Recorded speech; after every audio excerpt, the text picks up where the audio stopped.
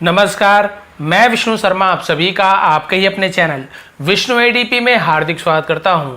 सबसे पहले आपको बता दूं, आज की क्लास उनके लिए है जिन्हें इंग्लिश बिल्कुल भी नहीं आती, जो चाहते हैं इंग्लिश शुरू से सीखना। ठीक है, जैसे बोलते हैं ना इंग्लिश की ABCD भी नहीं आती, वहाँ से स्टार्ट करने वाले हैं। और जिन्हें आती है वो स्किप कर सकते हैं वीडियो को। कल की वीडियो आप देख सकते हैं मेरी, या पुरानी वीडियो देख सकते हैं, नीचे तो लिंक बहुत सारा दिया हुआ है। लेकिन जिन्हें बिल्कुल भी इंग्लिश समझ नहीं आती उनके लिए आज बेसिक क्लास है। ठीक है, इंग्लिश बेसिक नॉलेज, तो इसकी बेसिक जानकारी आज आपको देने वाला हूँ।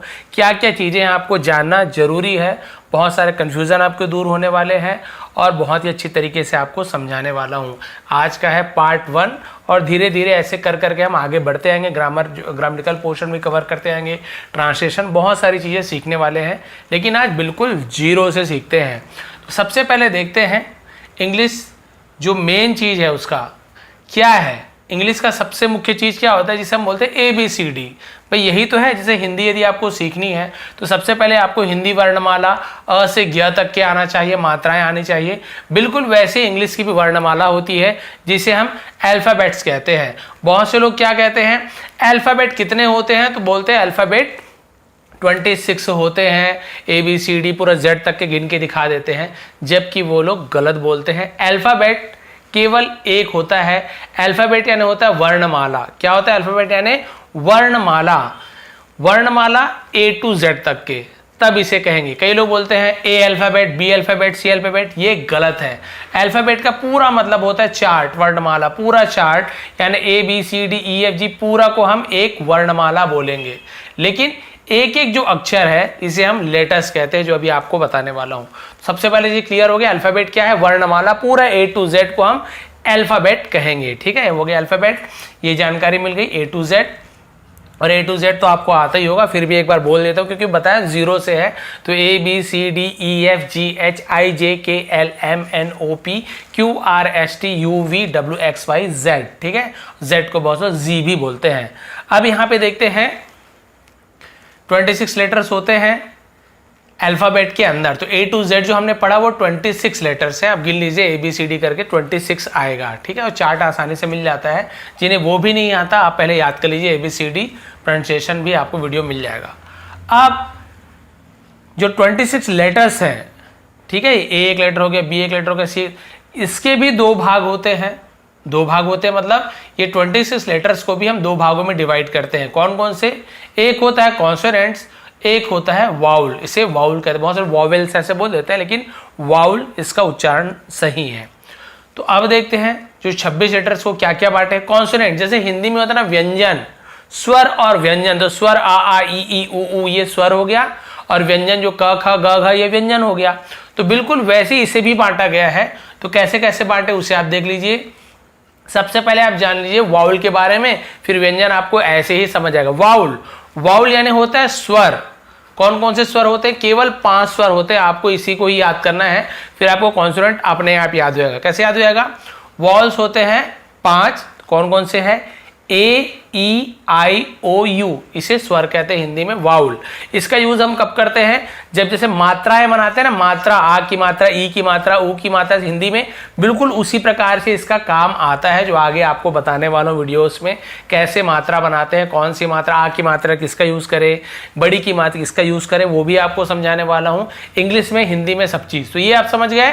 ये 26 में से 5 तो हमारे हट गए, इसे हम वाउल कहते हैं, AEIOU। अब कॉन्सोनेंट क्या है, व्यंजन, जो हम क ख ग हिंदी में बोलते थे, तो यहाँ पे तो 26 ही है, तो 5 हट गया, बचा 21।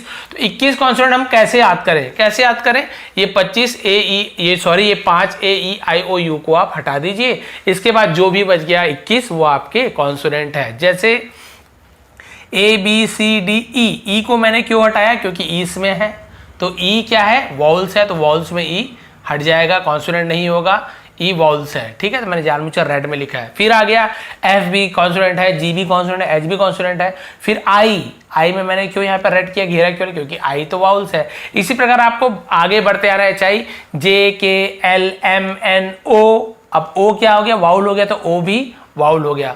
तो भाई ये पांचों के अलावा जो भी है ABCDFGH जितने, ठीक है, ये पांचों को छोड़ के बाकी कॉन्सोनेंट कहलाते हैं, व्यंजन कहलाते हैं। ठीक है, क्लियर हो गया आपको वाउल्स और कॉन्सोनेंट कौन कौन से होते हैं। अब आगे बढ़ते हैं। लेटर क्या चीज है, वर्ड क्या है, सेंटेंस क्या, बहुत सुनते हैं लेटर, वर्ड, सेंटेंस। बहुत से लोग कंफ्यूज जाते हैं, वर्ड क्या होता है, लेटर क्या होता है और ये सेंटेंस क्या होता है। बहुत से लोगों को ये भी नहीं पता है, इसीलिए मैंने बताया बेसिक है, बिल्कुल बेसिक है, जिसे कुछ भी नहीं पता उनके लिए क्लास है। तो सबसे पहले हम देखते हैं लेटर क्या चीज है। लेटर चिट्ठी वाला लेटर नहीं, यहाँ पे ये जो लेटर अक्षर जिसे कहते हैं, हिंदी में बोलते हैं अक्षर, जैसे आ ई क ख ग घ, ये सब एक एक अक्षर है। वैसे भी A to Z जो भी है वो एक एक लेटर होते हैं, जैसे A एक लेटर है, B लेटर है, C लेटर है, D लेटर है, ऐसे ये सब लेटर होते हैं। तो लेटर कोई भी हो सकते हैं, R एक लेटर है, A एक लेटर है, M लेटर है, अलग अलग A to Z सभी लेटर ही है। ठीक है, क्लियर हो गया। अब आगे बढ़ते हैं वर्ड में। वर्ड क्या है, वर्ड यानी होता है शब्द। इसे मैं हिंदी में भी लिख देता हूं ताकि आपको और आसानी हो। लेटर यानी आपका हो गया जिसे हम अक्षर कहते हैं, ठीक है, और वर्ड यानी हो गया शब्द। शब्द किसे कहते हैं, जो अक्षरों से मिलकर बना हो। इंग्लिश में क्या बोलेंगे, जो लेटर से जुड़ के बना उसे वर्ड कहेंगे। लेकिन इसका एक नियम है, क्या नियम है भाई, कुछ भी चीज जोड़ देंगे तो वो शब्द नहीं कहलाएगा। जैसे हिंदी में आप कुछ भी चीज जोड़ दिए, सर आपने कहा अक्षर को जोड़ने से शब्द बनता है, तो भाई ये भी अक्षर है, ये भी अक्षर है, ये भी अक्षर है, ये भी अक्षर है, ये भी अक्षर है। ठीक है, अब आपने कहा अक्षर को हम जोड़ देते हैं तो शब्द बन जाता है, तो इसे जोड़ दीजिए, या ह और न, डरहन, बन गया सब वर्ड, ये शब्द नहीं। इसका एक रूल क्या है, रूल क्या समझने वाली बात है कि लेटर से जोड़ के वर्ड बनता है, अक्षर जोड़ के शब्द बनता है, लेकिन उसका कोई मीनिंग निकलना चाहिए, कोई मतलब निकलना चाहिए, तभी उसे हम शब्द या फिर इंग्लिश में वर्ड कहेंगे। ठीक है, जैसे कि मान लीजिए क भी एक अक्षर है, ठीक है, म भी एक अक्षर है और ल भी एक अक्षर है, मान लीजिए आगे पीछे लिखा हुआ है। अब इसे हम जोड़ देते हैं सही तरीके से। मान लो हमने इसे लिखा क म और ल, कमल, कोई मतलब निकल रहा है, हाँ मतलब निकल रहा है। अब इसे हम कहेंगे हाँ एक शब्द है, तो कोई सही मतलब निकले, कुछ भी जोड़ देने से नहीं होगा। क्लियर हो गया। इसी प्रकार से इसे आप कलम भी लिख सकते हैं। आप क्या लिख सकते हैं, क ल म, कलम, ये भी जुड़ गया, इसे ही जोड़ के बनाया है, तो ये शब्द। तो मैं आपको ये समझाना चाह रहा था कि अक्षर से जुड़ के शब्द बनते हैं, लेकिन आगे पीछे कुछ भी गलत जोड़ने से नहीं, उसका कुछ मतलब निकलना चाहिए। वैसे ही इंग्लिश में बिल्कुल है, लेटर है ABCD, आगे पीछे कुछ भी लिखा हो उसे जोड़ के आपको वर्ड बनाना, लेकिन उसका कोई मीनिंग निकलना चाहिए, कुछ भी आड़ा तिरछा नहीं होना चाहिए, मतलब उसका मीनिंग होना चाहिए। जैसे कि देखिए R एक लेटर है, ठीक है, A भी एक लेटर है, M भी एक लेटर है। अब इसे हम जोड़ देते हैं, चाहे आगे पीछे जोड़ो ऐसे जोड़ो। तो हमने जोड़ा RAM, जोड़ दिया, तो ये होता है राम। ठीक है, राम, हाँ राम एक वर्ड है, राम एक किसी का नाम है, राम एक वर्ड है, तो ये आपका एक वर्ड बन गया क्योंकि इसका मीनिंग निकलता है। इसे आप ऐसे लिख दिए, मान लीजिए AMR लिख दिए, तो ये कोई मतलब तो नहीं निकला इसका कोई, तो ये हमारा वर्ड नहीं कहलाएगा। तो समझ गए, लेटर से जुड़ के वर्ड बनता है, लेकिन उसकी कोई मीनिंग निकलनी चाहिए। अब क्लियर हो गया लेटर वर्ड। अब ये सेंटेंस क्या है सर, बिल्कुल आप समझ जाइए, लेटर से जुड़ा तो वर्ड बना, अब वर्ड को जोड़ोगे तो फिर सेंटेंस बनेगा।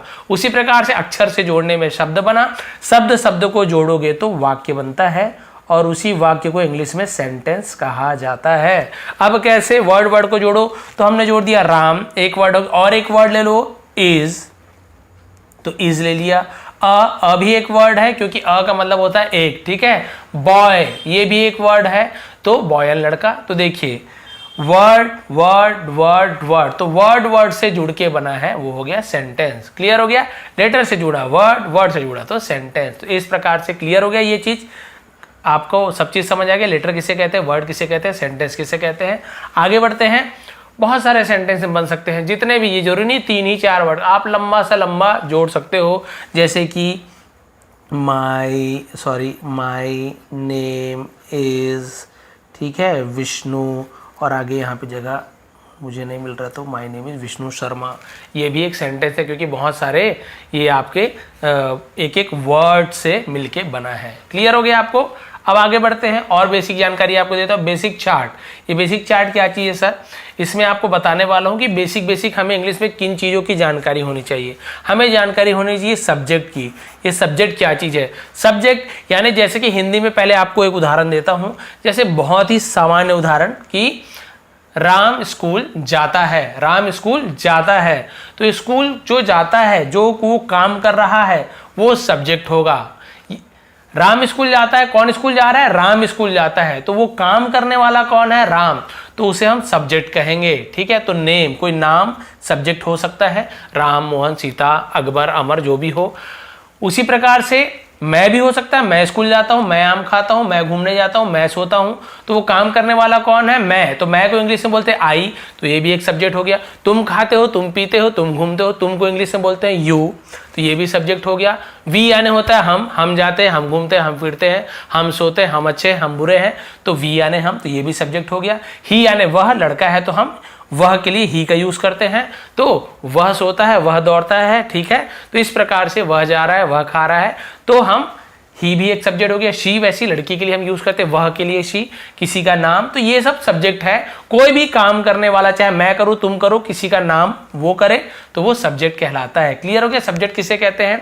अब होता है हेल्पिंग वर्ब। आप सुने होंगे आपने, हेल्पिंग वर्ब लगाना है सब्जेक्ट के साथ। हेल्पिंग वर्ब क्या होता है? हेल्पिंग वर्ब देखिए, इज हो गया, एम हो गया, आर हो गया, was, were, will, have, has, ऐसे बहुत सारे और भी हेल्पिंग वर्ब्स आपको मिलेंगे जो मदद करते हैं, सहायता करने वाली वर्ब की, ठीक है, हेल्पिंग वर्ब कहलाते हैं। तो ऐसे और भी बहुत सारे हैं जो आपको आगे बताने वाला हूं, लेकिन ये बेसिक जानकारी है। अब आपने सुना होगा वर्ब, हेल्पिंग वर्ब तो सुन लिया। वर्ब क्या चीज है? वर्ब यानी होती है क्रिया, ठीक है। वर्ब ऐसे बोलते हैं, वर्ब लिखा हुआ है लेकिन आर थोड़ा सा साइलेंट होता है, वर्ब ऐसे बोलते हैं। वर्ब यानी क्या होता है? क्रिया, कोई भी काम, खाना, दौड़ना, भागना, सोना, सोचना किसी के बारे में, है ना, सोचना भी एक काम हो गया है, ठीक है। दौड़ना, रोना, हंसना, छींकना, खांसना, ये सब काम है। कोई भी किसी प्रकार का काम हो तो उसे हम वर्ब कहते हैं। अब वर्ब का फॉर्म होता है, आपने सुना होगा वर्ब का फर्स्ट फॉर्म, वर्ब का सेकंड फॉर्म। तो हाँ, वर्ब के बेसिकली 3 फॉर्म होते हैं, वैसे आईएनजी फॉर्म को भी जोड़ते हैं। तो 3 फॉर्म जैसे हम देख लेते हैं। तो जैसे मान लीजिए खाना, खाने को हम बोलते हैं ईट, यानी होता है खाना, भोजन करना, ईट। तो उसके 3 फॉर्म, तो ईट ये पहला फॉर्म हो गया, फर्स्ट फॉर्म जिसे कहते हैं। एट सेकेंड फॉर्म होता है, और उसका थर्ड फॉर्म ईटन, यहाँ पे ए लिख दिया था धोखे से, स्पेलिंग मिस्टेक हो गई, तो ये third form eaten, eat, ate, eaten. तो ईट का first form eat, second form ate, third form eaten. तो ये third form, second form, first form आप जब टेंस वगैरह बनाएंगे तो आपको काम आएगा। तो आपको पहले से समझ जाना है फॉर्म क्या चीज है, तो उस समय आपको ईजी होगी, इसलिए आपको समझा रहा हूँ। जैसे जाना, ठीक है, राम जाता है, मैं जाता हूँ, तुम जाती हो, तो जाने को बोलते हैं गो, इंग्लिश में गो, ये फर्स्ट फॉर्म हो गया। वेंट सेकंड फॉर्म हो गया, थर्ड फॉर्म गॉन, गो, वेंट, गॉन। क्लियर हो गया? उसी प्रकार से कम यानी होता है आना, तो फर्स्ट फॉर्म कम, केम और कम, कम, केम, कम। तो आप बोलेंगे फर्स्ट भी, थर्ड भी, ऐसे बहुत सारे वर्ब हैं जो तीनों ही एक होते हैं, सेकंड थर्ड एक होते हैं, कई में तीनों अलग अलग होते हैं। तो ऐसे बहुत सारे वर्ब के बारे में वीडियो बनाया हूं जो आगे आपको लिंक दे दूंगा। आगे बढ़ते हैं। देखिए, जैसे अभी आपको एग्जाम्पल दिया, यहाँ पे फर्स्ट और लास्ट एक जैसे है, कम, केम, कम। यहाँ पे तीनों एक जैसे हैं, spelling READ, READ, READ, read यानी पढ़ना, लेकिन इसे बोलते समय अलग अलग पढ़ते हैं। रीड, रीड, रीड, कई लोग ऐसे बोलते हैं, लेकिन रीड, रेड, रेड, पढ़ा, ठीक है, इस प्रकार से।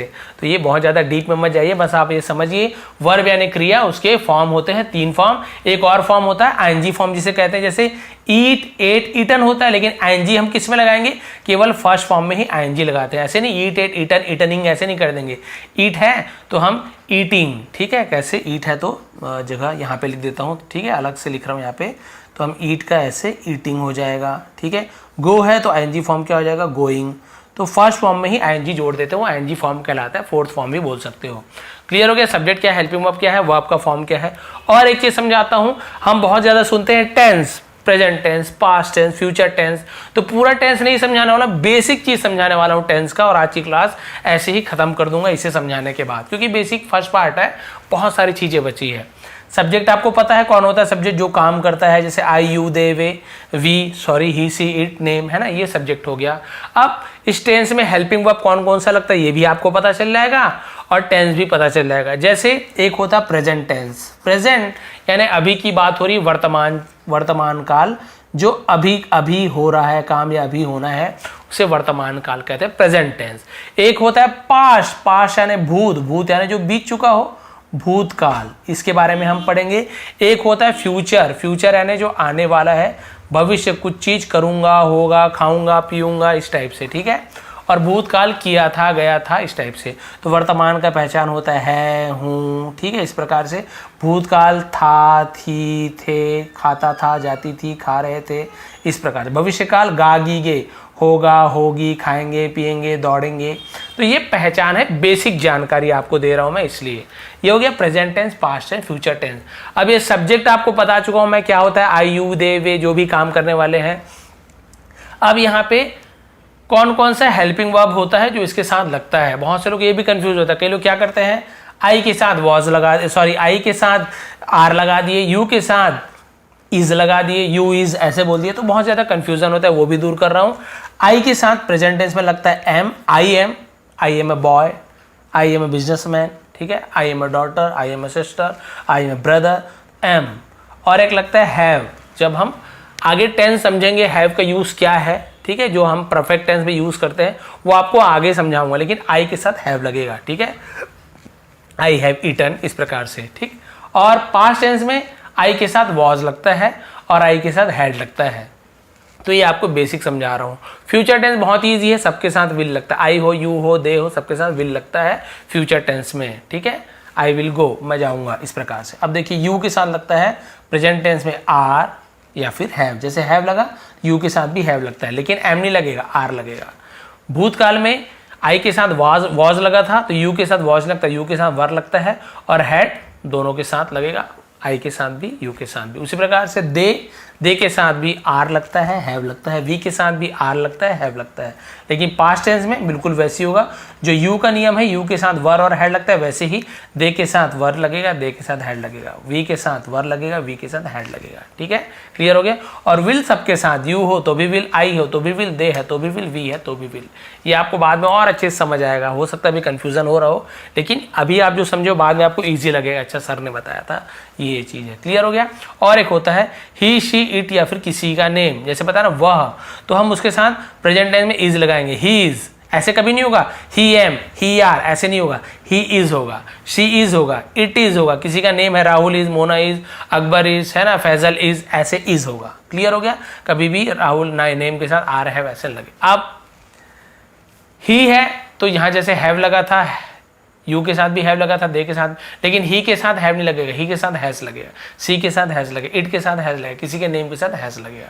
वैसे ही पास्ट टेंस में ही के साथ वॉज लगेगा, शी के साथ वॉज लगेगा, इट के साथ वॉज लगेगा, नेम के साथ वॉज लगेगा, बिल्कुल ऐसे ही जैसे आई के साथ लगा, लेकिन ही वर, सी वर कभी नहीं करेंगे, जो लिखा है सामने वही। वैसे ही हैड सबके साथ लगता है, आई के साथ हैड, दे के साथ, सबके साथ हैड लगता है, इसमें कोई प्रॉब्लम नहीं है, केवल हैव और हैज में प्रॉब्लम होती है और इसमें प्रॉब्लम होती है। प्रॉब्लम क्या आपको ध्यान रखना है। और विल सबके साथ लगेगा, he will, she will, it will, name, किसी का नेम है तो ये थी भैया आज का पार्ट 1, जिसमें हमने बहुत ही बेसिक तरीके से सीखा अल्फाबेट, यानी होता है वर्णमाला A to Z पूरा, लेकिन वो A to Z में 26 जो होते हैं लेटर्स होते हैं, जो एक एक लेटर जो है ABCD एक एक लेटर्स होते हैं, एक एक लेटर होते हैं, और उसको भी हमने 2 भाग में बांटा, कॉन्सोनेंट व्यंजन जिसे कहते हैं, वाउल यानी स्वर जो होता है, 5 स्वर होते हैं AEIOU, इसको छोड़ दो तो बाकी जो A to Z जो आता है इनको छोड़ करके उसे कॉन्सोनेंट कहते हैं।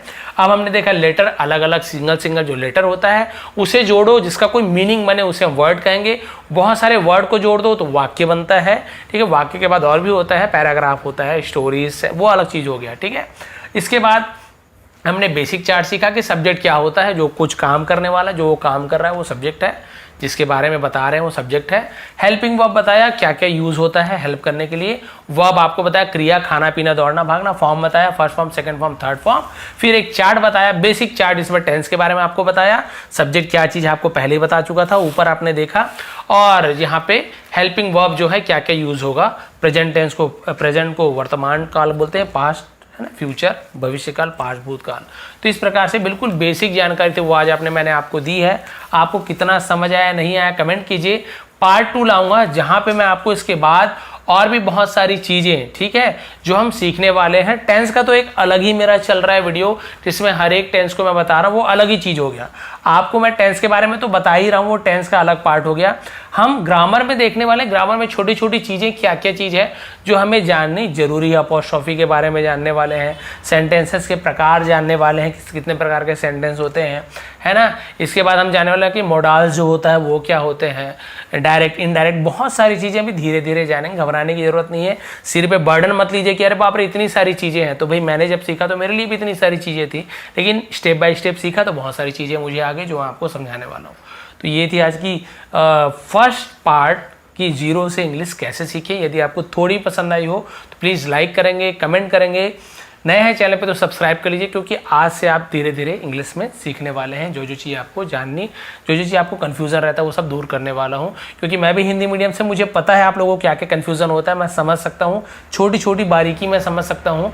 जो इंग्लिश मीडियम वाले उन्हें ज़्यादा समझ नहीं आता, उन्हें बिल्कुल फटाफट उन्हें पहले, क्योंकि सुन के ही सीख जाते हैं। लेकिन हमें एक एक चीज़ सीखना पड़ता है, हिंदी से इंग्लिश में सीखना पड़ता है कन्वर्ट करके, तो बहुत ज़्यादा मेहनत लगती है, क्योंकि हमारा बैकग्राउंड वैसा नहीं है। तो भाई मैं हिंदी मीडियम से हूँ तो मैं समझ सकता हूँ आपको क्या क्या परेशानियाँ होती है, और वो धीरे धीरे सॉल्व करते जाऊँगा। तो भाई ये थी आज की क्लास। थोड़ी पसंद प्लीज़ लाइक करेंगे, शेयर करेंगे। आप सभी का बहुत बहुत धन्यवाद। बेल आइकन को प्रेस करके ऑल को प्रेस कर दीजिए, ताकि आने वाली मेरी सभी वीडियो का नोटिफिकेशन सबसे पहले आप तक पहुँच सके। एक बार फिर आप सभी का बहुत बहुत धन्यवाद। आपका दिन शुभ रहे।